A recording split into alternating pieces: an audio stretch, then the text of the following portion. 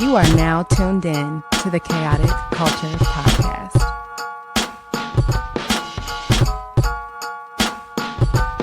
It's the KKP on your mother flipping airways. Hear the name ringing through the halls and the stairways. You were listening to a pod that can segue. All the latest topics guaranteed to fill your headspace. It's a safe place to voice your opinion. Say what you feel just like you're a kid again. Kid to pro and friends, black as obsidian. Chaotic culture, that's the world we living in. So what's the word?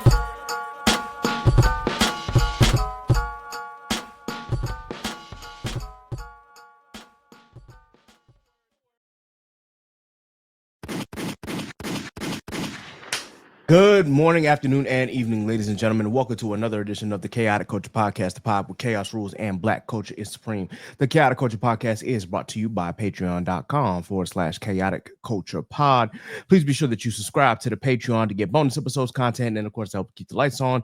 You can subscribe today for only $3 a month. Once again, we appreciate all your support.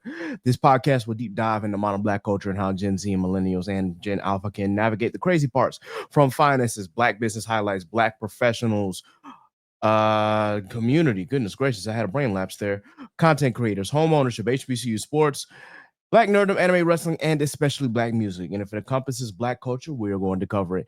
Live from the 410, I'm the host and the creator of the Chaotic Culture Podcast. This is your boy, Cat the Pro, aka the Calculator Millennial, aka the Encore presentation. Can I get an encore? Do you want more? AKA your favorite toxic adjacent king, Cat the Poet, Cat the Closer, all that good stuff. 843 is me. Baltimore's the place to be. Always chaotic, never toxic most days. And back again, once again, with your favorite black culture highlights and black culture shenanigans. By myself, once again, it is what it is. You know, people got lives to live and whatnot. So gotta come in, you know, with the energy and just, you know, continue to pod and do this. I took a little bit of a week off again, you know. As you saw in my previous episode, if you watched, you noticed that my mental health during that time period was a little wayward. So now that we're kind of back on track, I can talk about my mental health and my physical health more so today.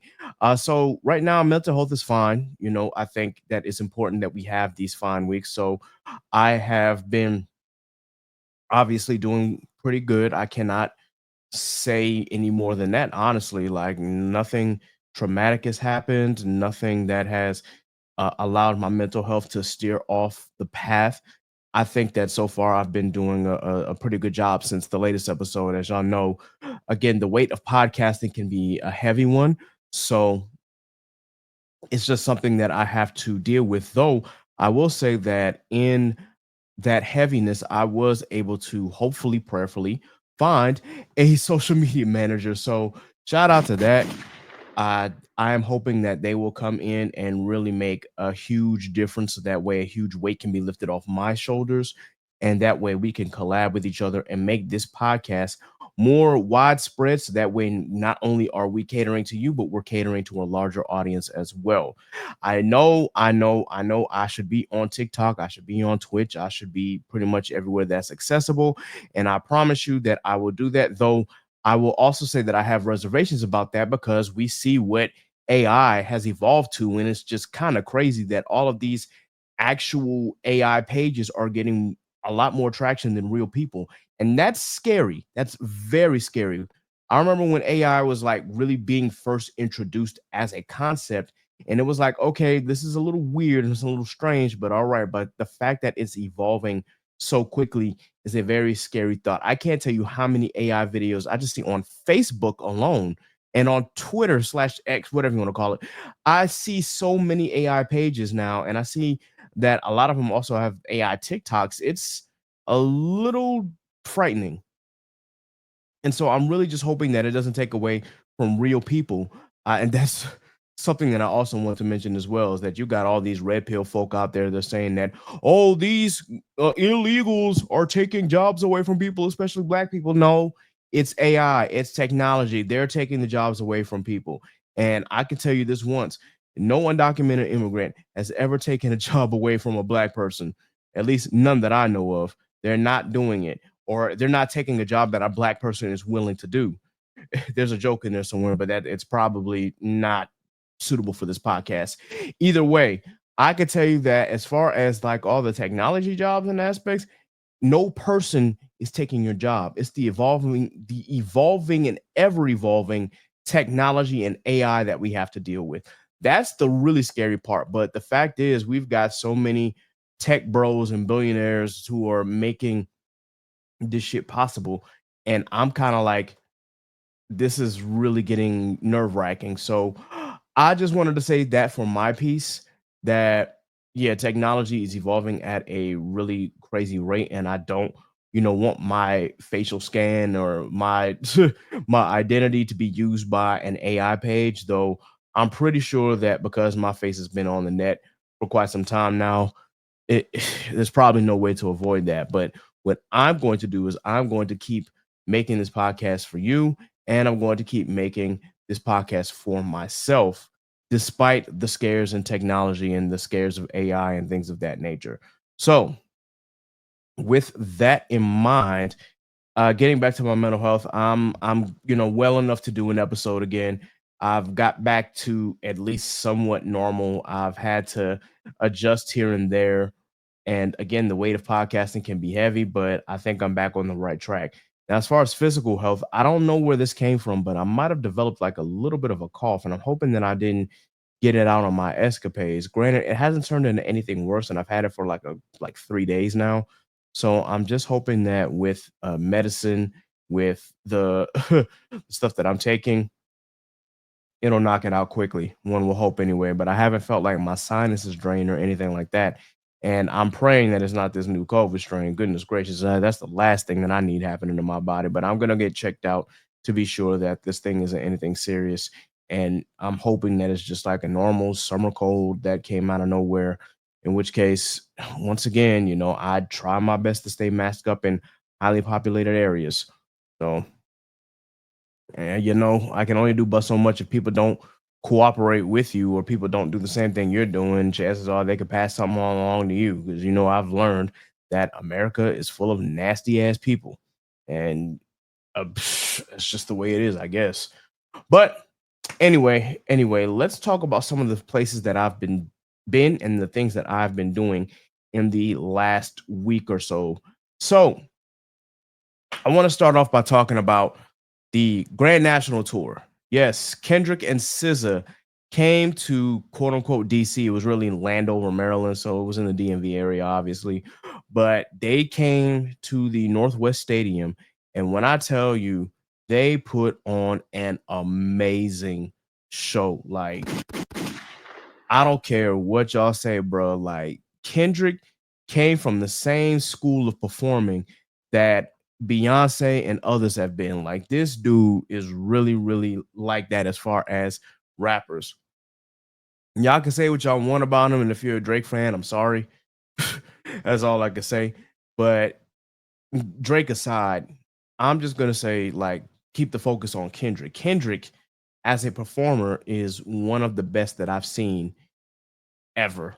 I've been to 3 concerts that Kendrick has hosted. One when he did the BET Music Matters tour before Good Kid, Mad City dropped. The second was the championship tour back in 2018, and now this. And I gotta say, he really knows how to put on a huge performance, which is why he was able to perform at the Super Bowl not once but twice. Once as a co-headliner, and the next as the headliner. And yeah, and then SZA, oh my God, such a heavenly voice. Like, SZA can really sing, y'all. I don't know if y'all have ever seen a show live from SZA, but SZA can actually sing. I know that she comes from the whisper tone era where a lot of these girls, like, they're studio singers and not actual singers. But no, SZA actually got pipes on her. And sometimes it was kind of hard to tell what was SZA's voice and what was the background vocals, because the way that Northwest Stadium system is set up, like, the sound system was going in and out at times. So it was like sometimes you could hear Kendrick go in and out, even though he was very clear, and then sometimes you can hear SZA go in and out because the mic system in there was garbage. But Northwest Stadium is also not one of the best football stadiums in the entirety of America. So I can kind of see why the Washington Commanders want to go back to DC. That being said, if they stayed, I'm pretty sure the state of Maryland would have found a way to continuously upgrade Northwest Stadium. But now it's just kind of like, all right, well, they're there until what, 2030, I guess. And then after that, they'll be back in DC. But we'll see what happens. Either way, the concert was absolutely phenomenal. Kendrick really had me, man. I lost my phone battery trying to record like all of the songs that he did and some of my favorites. It is crazy. And I don't want any of those bots out there to think that this man does not have motion. Yo, Kendrick is really, really like that as a performer. And his music is continuously showing that it's timeless.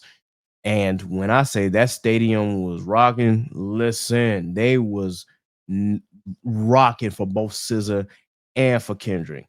They really, really are some great ass performers. One of the biggest notes, obviously, was not Kendrick, but SZA riding the big ass ant. She calls Anthony the safest way to travel, quote unquote. That was fun. She also did like this visual where she had the butterfly wings on, this long ass dress, obviously, which I guess is her hatching from the cocoon. And of course, she had the harnesses on that allow her to go up into the air and sort of like not around the entire stadium, obviously, because it's an open air stadium, but around the platform and whatnot. It was absolutely amazing. When these two performed All the Stars, when I tell you, oh my gosh, that was such a beautiful scene with both of them standing on rising platforms and going back and forth. It was phenomenal. The light show, the fireworks were just absolutely amazing. And then I don't know if they had like a background band that was actually performing underneath the tracks and whatnot, because I did see that a couple of guitarists came out for SZA's songs. So I'm assuming that there was a band there that was actually playing these songs live. We just didn't see them, and or at least most of them. And yeah, the rendition of All the Stars was the album version, not the single version that we saw like all throughout the net or on YouTube or anything like that, but the album version. So, SZA performed her extended verse, and still, it was just a beautiful, beautiful sight to behold. Kendrick performing the entirety of Euphoria. Wow. Wow. Like literally, like the visuals behind that are still crazy. And I'll probably have to post them on the page soon, or have the social media manager post them, because it was phenomenal. Like, it was absolutely phenomenal. And we can also talk about all the other stuff that he did. Of course, when he did Whacked Out Murals, that's the first song he did when he came out. Beautiful, like absolutely a stunning entrance. Of course, he pulled up in the actual GNX itself. The dancers really, really, really did the thing for both artists. Like, the choreography was absolutely insane. It was just, it was a whole show, man. And I actually had 4 seats to it. Granted, I kind of suffered a little bit because unfortunately I was sitting behind a young lady who was about like 6'3". So trying to get like a good view from my vantage point was not good. Unfortunately, I'm only 5'7.5". So on a good day anyway. So it was just kind of like, but I definitely had to raise my phone camera to catch a lot of the stuff that I missed, or I had to look at the screen, obviously. But yeah, it was phenomenal. And then naturally at the end, Kendrick did Not Like Us, and of course he did the second part of TV Off. And yeah, great. And of course Luther was beautiful. We saw like the big red cover GNX and whatnot, and in the background during that performance. It was great, man. That's all I could say. It was great. He also did a few tracks, like he had Anita Baker songs performing. If you know the song Whacked Out Murals, Ride in my GNX with Anita Baker, and the tape deck is gonna be a sweet love. So obviously there were like samples of Anita Baker playing, and there was one song that he actually used Anita Baker's like vocal, not background vocals, but used the background of Anita Baker's song for, and I believe it was Sweet Love. I'm trying to think of it, but I know the song that he did was Mad City, and it was a different Mad City. I'm like, dang, this is a different flow. using Anita Baker for your background instead of the actual like song track, but it still went and it was still beautiful. And I will say that SZA used Footsteps in the Dark for what's that song? I Hate You. So yeah, it was phenomenal. Absolutely phenomenal. 10 out of 10 experience. Aside from the mic going in and out, wouldn't trade it for the world. I'd do it again. Though I probably would get not the floor seats, but maybe like on the side. If I'm not in the pit with the other fans, rocking out to Kendrick and like seeing Kendrick face to face, and obviously I'm going to be sitting in an area of a stadium where I can actually see the actual performance instead of having to sit on the floor and be level and unfortunately get blocked out by people who are taller than me. So yeah, it is what it is, but I still enjoyed my experience 100%. 100%. Now, this past Sunday, I was fortunate to attend Geekfest at HBCUCon. Now, HBCUCon, of course, is a small, little, I guess, con that is gathered or was created by like-minded folk who, of course, went to an HBCU. Now, they've had an actual con in the past, but this year they decided to just go with a normal day, which was like 5 hours, and throughout the day they had different vendors come in, and it was located at the Overhills Mansion in Catonsville, Maryland. And with that, you had different vendors. You've also had at least I believe 8 panels, 2 panels at the same hour. So you had like one panel. No, you had 2 panels at 5, 2 panels at 6, 2 panels at 7, 2 panels at 8. So in they're each in different panel rooms. One was in a panel room in a patio, the other was in a panel upstairs. And just meeting a lot of dope people, that was really the biggest thing and my biggest takeaway. First and foremost, shout out to Yup, that's D. D definitely accompanied me on this, and I'm glad that she did. I didn't want to go by myself, and she was more than happy to attend. So shout out to D. And if you haven't checked out our episode, once again, please be sure that you do. But yeah, D came along for the ride. We got a chance to talk to some people, got a chance to meet some people. I got a chance to connect. And hopefully, I will be bringing these people on to the Chaotic Culture podcast to talk about their experience. And these are people who are, have Black owned businesses, have Black owned content. And a lot of them came from HBCUs, and y'all know that I'm an avid HBCU supporter because I graduated from an HBCU not once but twice. So yeah, I definitely am looking forward to that. I wish there were more vendors there, but I can understand that it was a very small and intimate space, so there naturally wasn't going to be like a whole host of vendors and a whole host of panelists. But the panels that I went to were really, really good and allowed for a lot of connections. So if you see some faces come here pretty soon, you'll know that these are the faces that I met at HBCUCon's Geek Fest. And I that's an experience, of course, that I can't take away. Of course, please be sure that you see that reel on my Instagram page. But yeah, I enjoyed my experience. I'm glad I got a chance to connect with a lot of people. I'm glad D came along for the ride. And ultimately, shout out to the people who run HBCUCon. Thank you for all that you do, and continue to have an open space for us nerds and us geeks that attended HBCUs, and we finally have a platform for us to be our natural selves. So I appreciate HBCUCon for that. The only thing that I wanted to say was that I wish there was more food options because they did have like the little hors d'oeuvres and whatnot. You had some one of it was like a petite rack of lamb, which it's hard to mess up lamb, but the lamb was really good. It was really tender and was really cooked to perfection. The other one was chicken and waffles, and it had a green tomato in the middle. Now, me being from South Carolina, y'all know I love fried green tomatoes. That is like one of my absolute favorite breakfast foods is a fried green tomato. I can't say enough about that. Yes, sir. The only problem with this was that the green tomato mixed in with like I want to say it was like a version of Nashville hot chicken, even though it wasn't hot, it was really, really sweet, and then a waffle underneath. Did not make for the best combination. And it was like, okay, if you just take out the tomato, the chicken and waffle is fine, honestly. But adding that regular ass green tomato in the middle of it. It's just like, okay, the tomato was there, and it doesn't really like balance out like the sweetness of the chicken, and kind of goes against, and the texture fights against the texture of the waffle. So it was a really, really, really odd combination, and I don't think that I would recommend that unless you do like a fried green tomato, add a like some pimento cheese on top of that, and then make the chicken less sweet.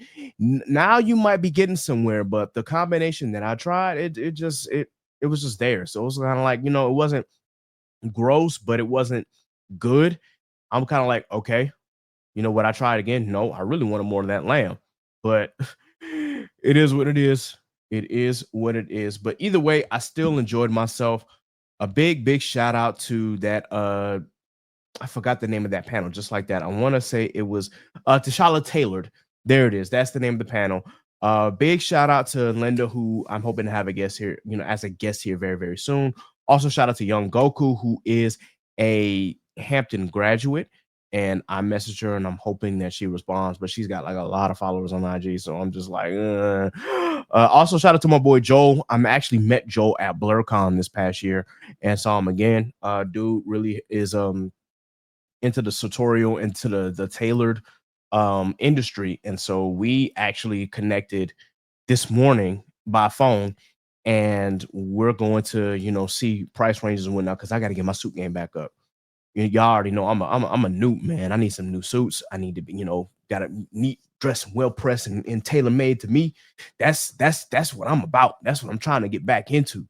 So we're gonna have a discussion, and hopefully, I can afford this price point, because yeah.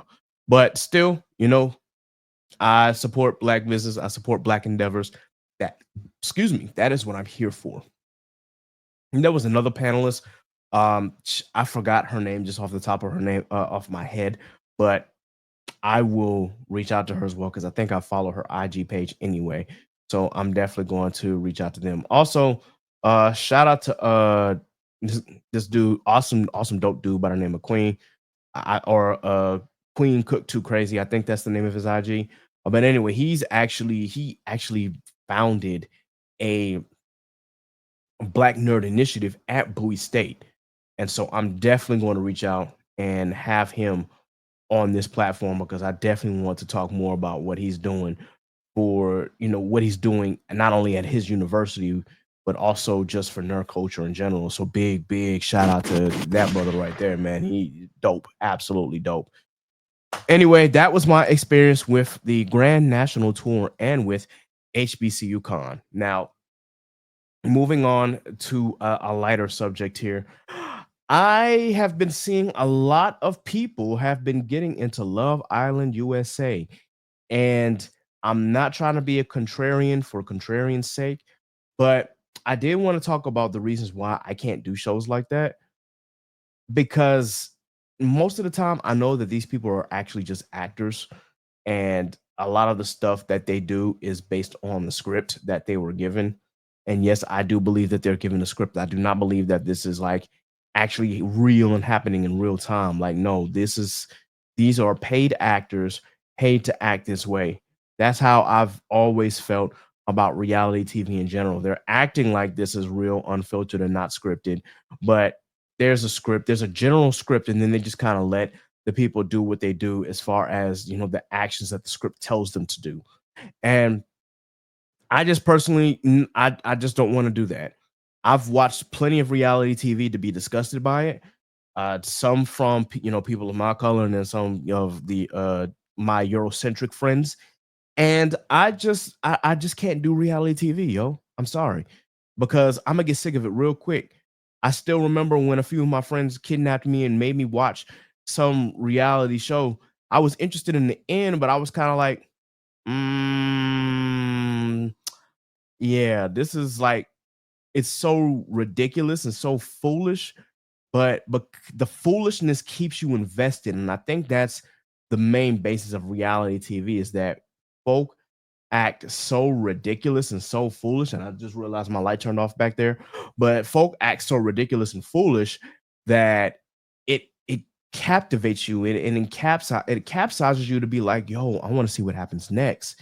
Like you've become fully invested just because the actions that they take are just so wild, crazy, and out there.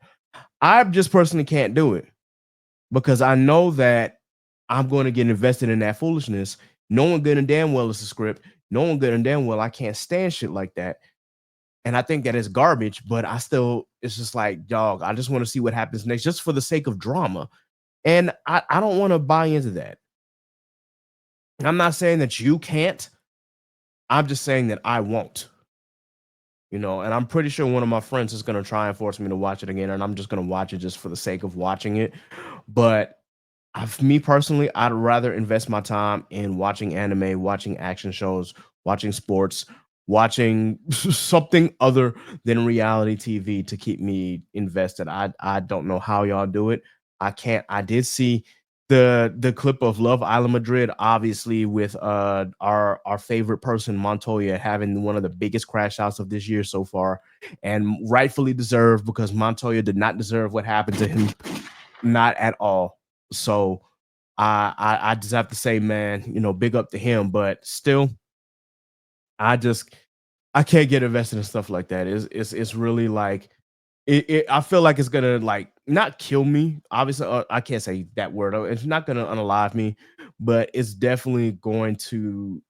It just doesn't make me feel comfortable, if that makes any sense. I'm never comfortable watching a reality TV show. I haven't been comfortable like that. I don't know how my cousin used to watch The Real World like back to back. I just couldn't do it. I couldn't do it. Sometimes like certain reality shows, like if they're like, I guess, competition based, like there's prize money involved, I might be able to like watch for real and kind of be invested in it.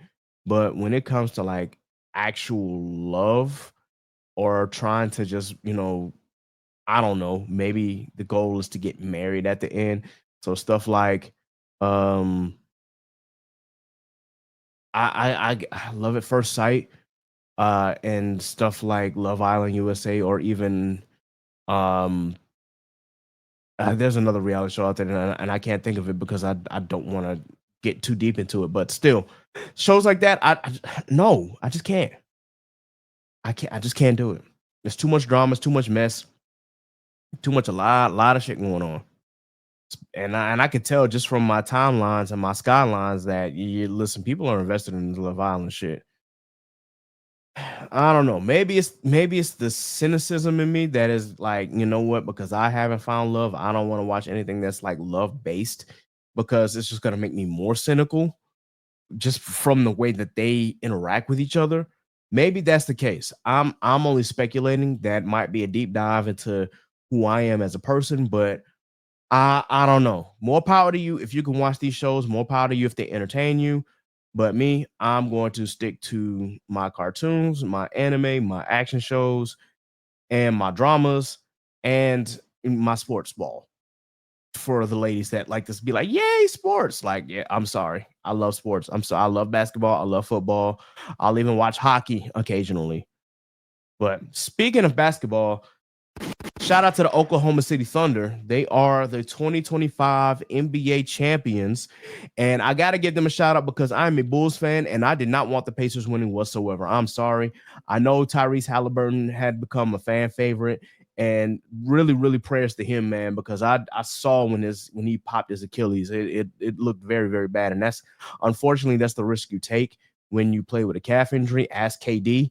And it's just kind of like, I know that he really wanted to play though for his team to help them win a championship. Like, it's game 7 of the NBA finals. I would probably do it too, but that is the risk you take when you have a calf injury and you decide to play on it. Your Achilles is going to be like, hello, what about me? Hello? Like, are we just going to say, what would he say fuck me for? That's pretty much what your Achilles is telling you. At that point, Godspeed. But I'm not saying that I blame Tyrese for being irresponsible. I'm not saying that at all because, again, it's the finals. I would probably do the same thing. Let me reiterate. I would do the same thing. But still, it's the risk that you take. And I don't want people coming on here saying, oh, because of injuries is why the the Thunder won. They had the easy way. They did not have it easy, guys. Winning an NBA championship is never easy, and injuries are part of the game. There are a lot of championships out there that, if a person was at full strength, we ask the what if. What if that team had fully strong defense, or what if they didn't have any injuries on their defense in football, or what if certain players weren't injured when they played? We ask all the time, what if Kyrie didn't get hurt the first time that they played the Golden State Warriors? We'll never know. What if Jason Tatum didn't tear his Achilles in a prior series? We'll never know. Unfortunately, that's the nature of the game. Injuries are a part of sports. We just have to kind of live with that. But definitely shout out to the Oklahoma City Thunder, man. They were the best team in the NBA. They had Shai Gilgeous-Alexander was the regular season MVP. That man had the scoring title. That man was the Western Conference Finals MVP, and he was the Finals MVP. He really was a difference maker, but he also had a strong team, man. Shout out to J-Dub, Jalen Williams. Shout out to goodness gracious, man. I'm having brain lapses today, man. Goodness. I can't think of names like on the top of my head like I normally do, but he definitely had a solid team around him for the bench. Just Lou Dort, yeah, definitely shout out to Lou Dort. Hit some clutch threes when they needed it, and they just had a very, very strong defense. Like, and the Pacers had a scrappy defense. Like, if you look at their players, from Aaron Nesmith to Pascal Siakam, goodness gracious, I can't say names today. They really had a scrappy team that would not die and would not give up, really until the very end, when the game was unfortunately out of reach. Because when the third quarter happened in Game 7, Oklahoma City just kind of turned up the defense just a little bit, and they just were forcing turnovers. And at one point, I think like they scored like 25 points off of turnovers, which is an insane stat. But yeah, man, the Thunder locked in. They got the championship. It's their first title as the Oklahoma City Thunder, and their second as an overall franchise, if you include the title that they won back when they were the Seattle Supersonics in 1979. So big shout out to them. I think Shai SGA, he averaged like 32.7 points per game in the finals, which is that's like, that's Michael Jordan numbers. And I'm not calling him the next GOAT or anything like that, but that is a Michael Jordan number, because if I remember correctly, Mike averaged like 32.6 in the finals. And I think between all 6 finals that he went to, that's the amount that he averaged. So shout out to SGA, man. Really good game. Really, really, really solid.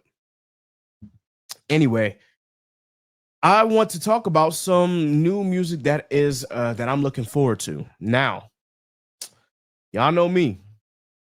Y'all know about my love for hip hop. So Clips. I got to talk about this upcoming Clips album. It's going to be phenomenal, just from the stuff that I heard. From Ace Trumpets to So Be It to the clip that I heard of Kendrick. Goodness gracious, yo. Like, and I know Pharrell was behind the production. Clips is really showing you that those who really, really rap, they bout this shit. So I'm definitely looking forward to their album, Let God Sort 'Em Out. The first Clips album we've got since 2009.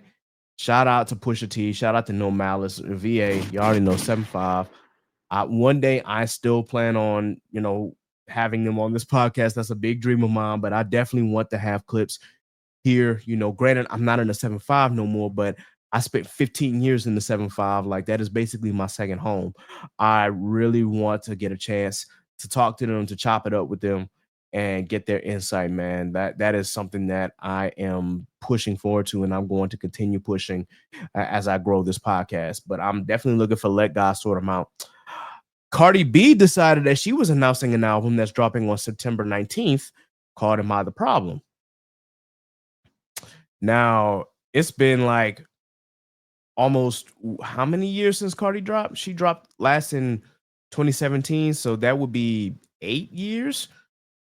Ooh, goodness gracious, it's been a long time. If I look, Cardi B has been successful cashing in on the success of her debut album and from her mixtapes and just for being everywhere and being an influencer, but getting a chance to actually see her drop music again since her separation from Offset will definitely be interesting. And I want to see, where she takes this. And I honestly want to see what the album sounds like. Now, a lot of people are upset because the album is coming in September, which means it's going to be the end of summer, which means we ain't going to be outside like that because fall will be literally right behind that date.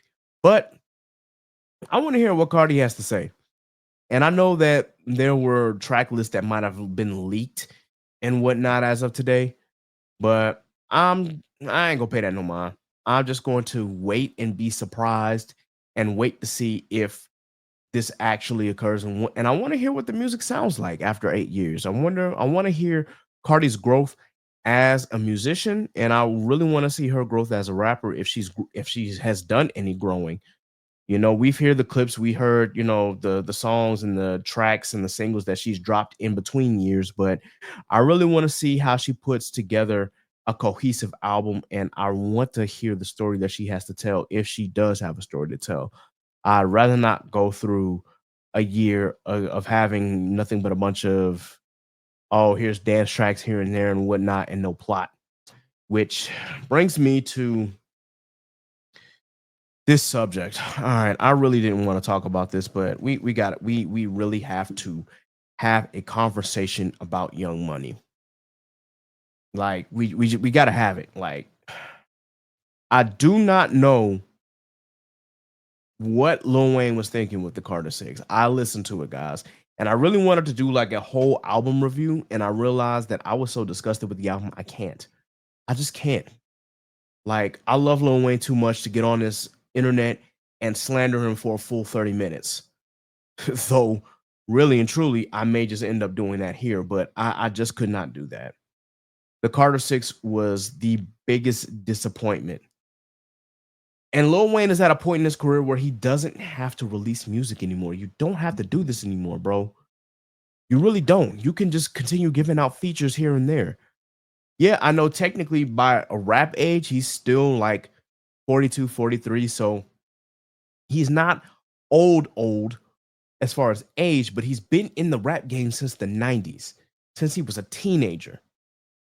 Meaning you have had this legacy for at least 26, 27 years, bro. You do not have to prove anything else. But we got another Carter series album, and out of the 6, this is definitely the worst one. No, there's nothing that can allow me to place this any higher than anything else. Like I cannot believe that I'm saying this, but I wasn't the biggest fan of the Carter 4. And yet I was still okay with the Carter 4. It was like a C in my eyes. I didn't think it was that good. And I thought the Carter 5, not the extended version, the original Carter 5 was a little better from a rapping standpoint. But the Carter 6 was just, I'm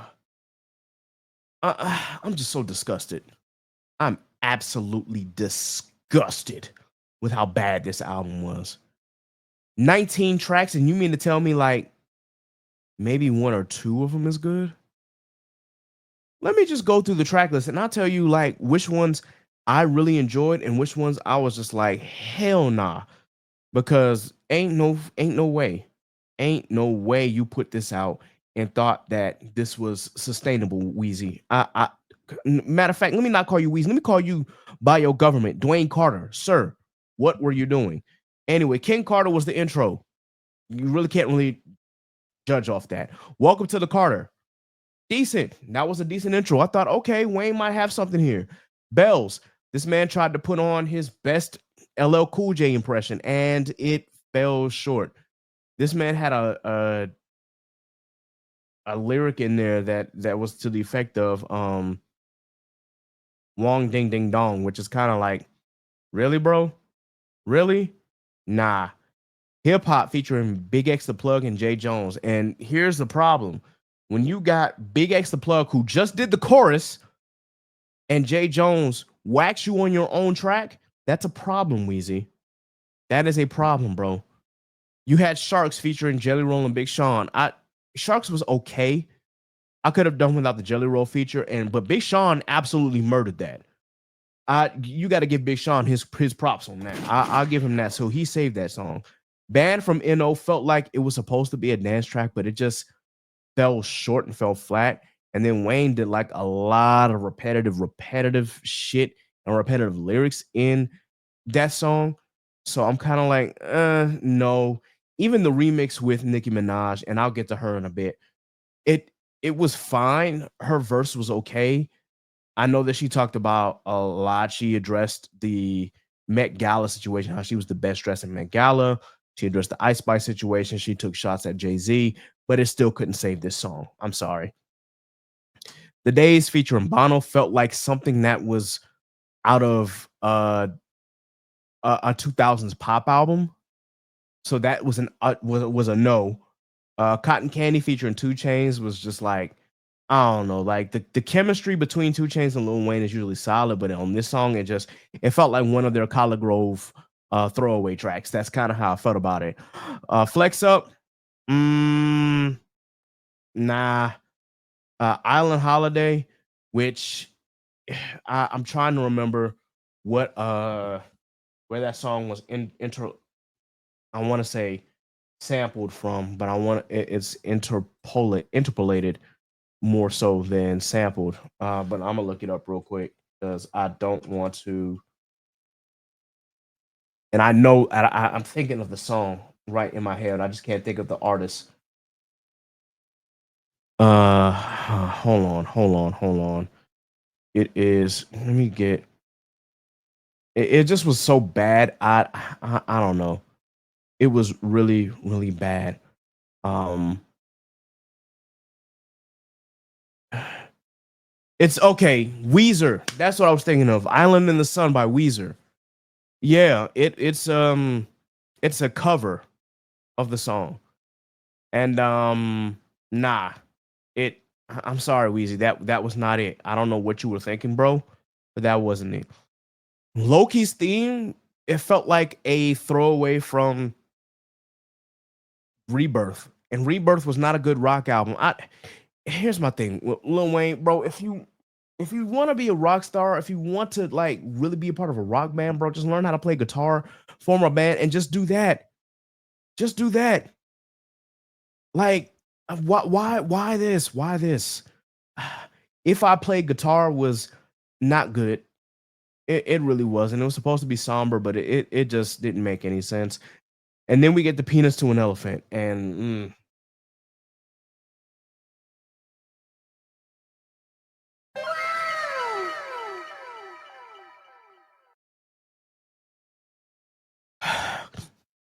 sounded like an elephant was orgasming, and that's not good.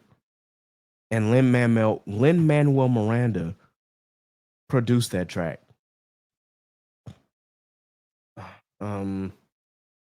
No, it oh my god, yo, I really wanted to I literally swerved my car when I heard that song for the first time. I was like, yo, what is this?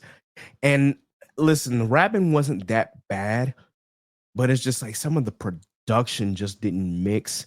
Not only with this song, but with the album in general. Like, I don't even want to talk about the rest of the album anymore because like I'd really just want to stop after that because it's like I don't want to talk about it anymore. It was just that bad. Penis to an Elephant. If it was like a joke track surrounded by a bunch of great tracks, I would be more like, all right, it's a joke track. You know, Weezy was just being Weezy here. But the fact that it's a track surrounded by a whole bunch of garbage, I can't do it, y'all. I can't. Like, I really wanted to discuss this album in full, but I just really can't. And that's why I wanted to say we have to talk about Young Money, because at what point do you realize that you can't rap about the same shit once you hit a certain age? At what point are you going to grow up with the rest of your audience? Or are you going to try and continue to appeal to a younger audience and you may get, a few accolades, you may get a few awards, and you may get some stream numbers and whatnot. But is that really who you are? I just wanted to like pause for a second. Like the thing about with Young Money, and I'm just essentially talking about the three major players of Young Money, and that's Lil Wayne, Aubrey Drake Graham, and Onika Tanya Mirage Petty. Like at some point, you have to be like, hey, I'm getting older, and I know I can, I want to talk about things that I've been going through. I want people to hear my stories and whatnot, not just, oh, I'm fucking a different bitch. Oh, this bitch broke my heart. Excuse my language. I don't mean to use the B word, but I'm in terms of what they're saying. I want to hear more about your struggles in life, about what you've been dealing with. How are you dealing with these things? How you're growing from these things and from these trials and tribulations. And when you listen to Drake's music from, I guess I don't even want to say Scorpion, from Certified Lover Boy all the way to, the some sexy songs for you. There's no growth in his music. There's no growth in his lyrics. There's no growth in him as a person. It's like he has convinced himself that he's this tough guy and that he can just rap about his riches and that he can just rap about how a girl broke his heart, but he just kind of played it off and goes on and moves on to the next girl and continues to have this toxic masculinity about him and whatnot, and think that that's okay. Bro, you are 38 years old. You're about to be 39 this year. You are literally a year away from 40 and you're talking about this. Wheezy, same thing. You are 42, almost 43, still talking about the same ish, still talking about, fucking different women, talking about absolutely nothing about being blood gang and that you know, quote unquote, yeah, a gangster and shit like that. Like I keep thinking about that penis to an elephant where he's like all red elephant Donald Trump. I really hate that lyric for more than one reason, but still, it's just like, come on, bro. We can talk about more than that. I want to hear Wayne talk about how he dealt with the emotional damage that he dealt with at when Drake had sex with Tammy. I want to hear more about that. I want to hear about Drake actually realizing that he has a gambling addiction and he has an alcoholic addiction, and how he's able to become a better person, become a better father because of it.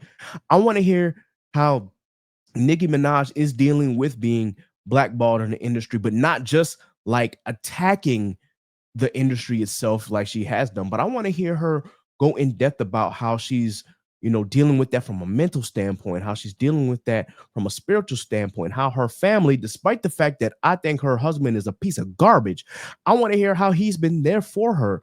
I want to hear how her family has tried to uplift her. I want to hear how her son is her pride and joy and how she is doing all she can to be sure that he has a better life. I want to hear stuff like that. I want to hear about Wayne continuously, granted, he put his son Cameron Carter on a song. It was not good, but he still paid that legacy forward. I want to hear him talk about his family and his children and how they're making him proud. Like, you guys are at the age now where you don't have to continuously appeal to the club, and you can continuously appeal to a younger audience, bro. You're at the age now where you're like, okay, life has happened, things have happened. This is how I've grown. This is how I've matured, because my audience is growing up as well. I want to hear more about that. I don't want to hear about the same shit over and over and over and over and over and over and over again. That's a problem that I have with a lot of artists like Future. Yes, Future, I get it, bro. You're the toxic boy, but I want to hear more from you, bro. And granted, I do hear bits and pieces of his growth and his struggles within his music. I will give Future some credit for doing that. But I want to hear more about that from the three Young Money. I want to hear about your life, and I want to hear about how life has changed you for the better. But instead, what we're getting is the same old redundant bullshit. And it's like, it's not working no more. People are actually listening now. We're to the point where it's like, yes, the machine, as far as the music industry are going to continuously push certain things and whatnot, but you now have more creative freedom to talk about the things that you want to do. So just do that. Be creative with your shit. So I guess Drake is gonna drop a new album called Iceman, allegedly going to be dropping this year. But if it's gonna be the same shit as Certified Lover Boy, honestly, never mind, or For All the Dogs, I don't want it. I'm gonna just be playing it. I'm gonna just be playing. I don't want it. If I do not hear any growth in Drake's music, any growth in Drake's lyricism and his rhyme scheme, if he continues to do the shun raps, I'm just gonna be like, all right, I'm good. I'm just being honest. Wayne, I don't need another Carter from you, bro. I don't. Let this be the end. Let this be a wrap. Any other Carters that you got in the vote, keep it to yourself. We don't even need mixtape Wayne anymore. He has nothing else to prove. Like, at a certain point, you got to continuously rap about something different. Jay-Z didn't rap about the same shit in his 40s that he did in his 20s and 30s. Nas, yeah, he references a lot of shit from his past, but he doesn't talk extensively about the same shit that he was dealing with in his 50s that he dealt with in his 20s. King's Disease is not Illmatic. They're completely different sounds and completely different lyrics with completely different subject matters. 444 is not Reasonable Doubt. There should be no reason why the Carter 3 and the Carter 6 have similarities. There really should not be any similarities between that, but there are, unfortunately. And it's just like, we're not in 2008 anymore, Weezy. We're not. Rant over, guys. I just wanted to get that out and just wanted to show and share my frustration with those three in particular. And granted, I know that out of the three of them, I really harped on Drake and Lil Wayne more than I harped on Onika. That's partially because with Onika, I'll give her a little more credit because the Pink Print was still really good. Pink Friday was good, was really good. That was her best album. But Roman Reloaded was bad. Queen was decent. And Pink Friday 2 was just like, it's there. And I had a feeling like if you had just like gone back and really like have like a self-reflection album that was in the same vein as Pink Print and Queen, something that you don't have to just throw something out for the charts. Talk about you, man. Talk about your life. And I don't know why a lot of rappers are so adverse to talk about things happening in their life. We as humans want to hear the human experience from people that we look up to or that we have admired and who we draw inspiration from. That's a really big reason why I draw a lot of inspiration and why I'm such a big fan of Kendrick, because hearing his story, I can make connections with my own story. And it's like, wow, he went through that. He kind of went through a similar vein that maybe not I did because I didn't grow up in the streets of Compton, but I had those same feelings when I was a teen. Hold on, this makes me go back and self-reflect. I need to listen to that again. Like artists who are able to do that, that is what really like drives me. And I know that there are a lot of artists out there who don't do that as well, but they can still make timeless music. Why? Because they know what lane fits them and they do it really, really well, but they also grow with their audience, if that makes any sense. If you don't learn to grow with the audience that got you there in the first place, while still maybe throwing out bits and pieces to cater to those who, are a little younger, then what are you doing as an artist? Like if you continuously make the same shit over and over and over again, that's the definition of insanity. But what do I know? I'm not a music artist. I just notice when I see patterns. That's all I'm saying. That is all I'm saying. With Onika, I was never really like the biggest fan. I'm not I can't stand the barbs, but either way, like I'm not saying she's not a dope rapper because she really is. She's one of the dopest female MCs of all time. At full stop, she is a phenomenal rap artist. I just need her to stop focusing on hating other women. Focus on yourself. Focus on your family and talk about shit that's important to you. Not dissing the girls that's younger than you, because now you look like a hater. You sound like an old grandma, which is what Lotto was calling you. Like, you are 40 plus years old. At some point, your maturity has to match your age. You cannot be out here being over 40 and still acting like you're 15. I'm just saying. I'm just saying. And with that, I'm gonna leave that alone. Anyway, guys, I'm about to end the episode here.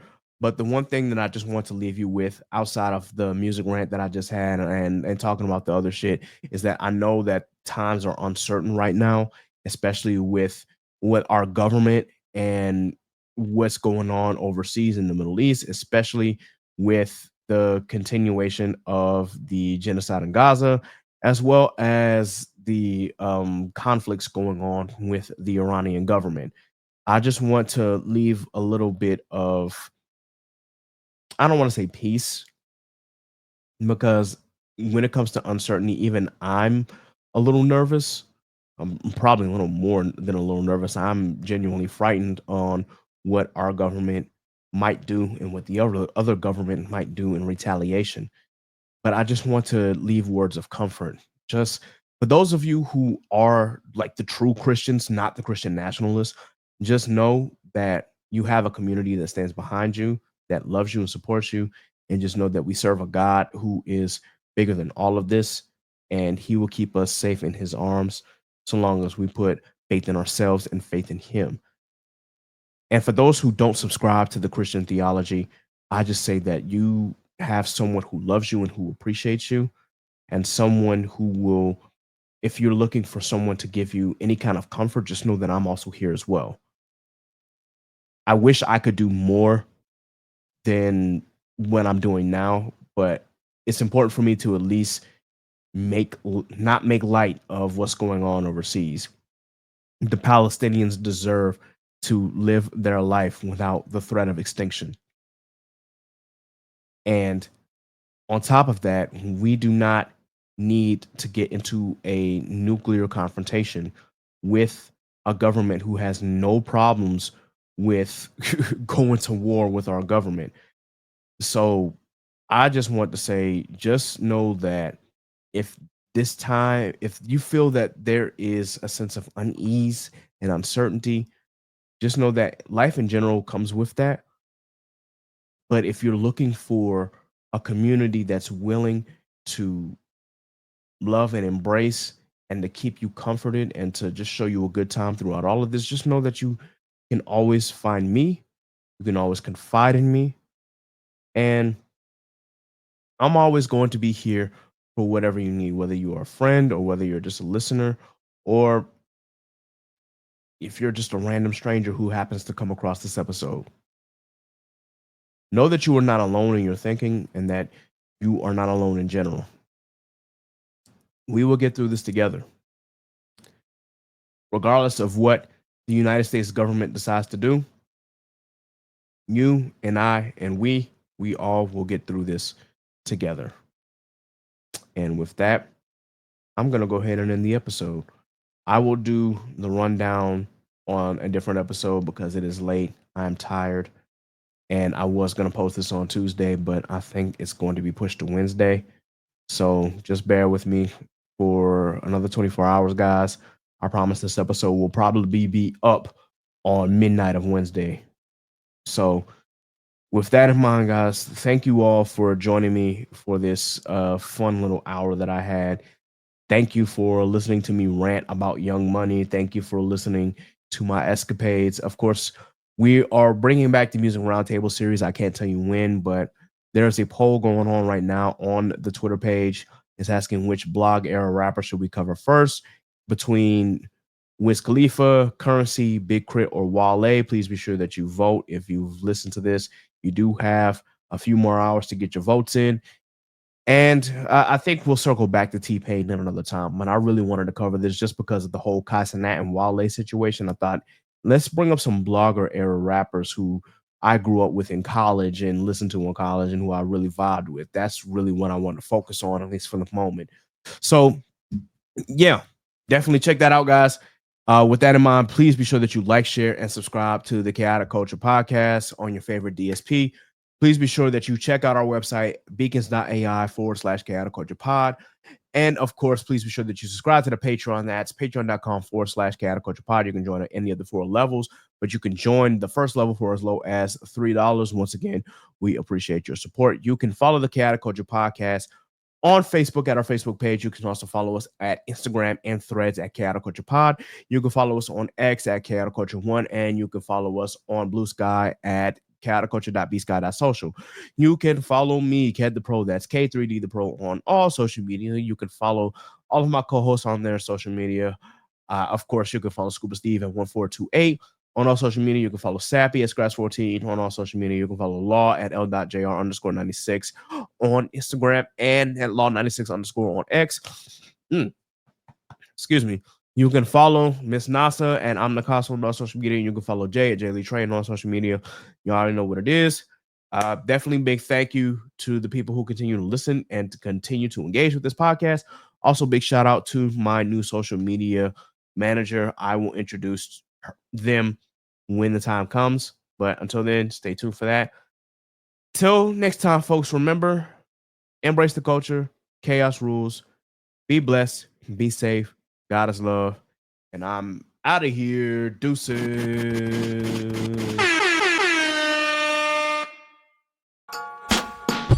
So what's the word?